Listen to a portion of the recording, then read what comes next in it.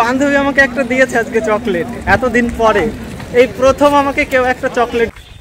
আজকে পুরো 33 দিন পর কোচিংয়ে যাচ্ছি পড়তে। তো সবাই জানো যে রাম মন্দিরে গেছিলাম, তো ওর জন্য পড়াশোনা পুরো একদম বন্ধ ছিল।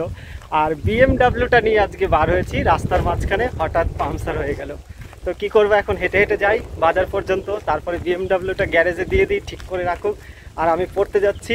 আর আজকে হচ্ছে চকলেট ডে, আর আজকে একটা ফাটাফাটি একটা ভিডিও আসবে ইউটিউবে।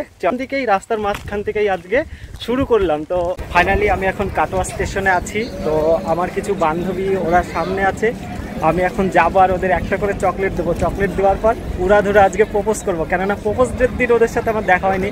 আর আজকে চকলেট দে, নিশ্চয়ই আমাকে বলবে যে চকলেট এনেছিস, কি ভালো কি মন্দ। ওরা সামনে আছে আর আমি ট্রেনের পেছনে চেপেছিলাম, পেছন থেকে এখন সামনের দিকে যাচ্ছি। তো দেখা যাক ওদের রিয়াকশনটা কীরকম হয় আজকে। একটা একটা একটা একটা এবার আমার তো কিছু বলার আছে। প্রপোজদের দিন তো দেখা হয়নি, আজকে হচ্ছে চকলেট ডে। আর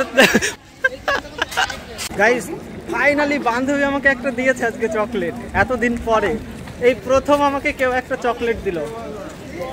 তো এটা যত্ন সহকারে রাখবো। হ্যাঁ, গোলাপ ফুল ভেজে খেয়েছিলাম, চকলেটও আজকে ভেজে খাবো।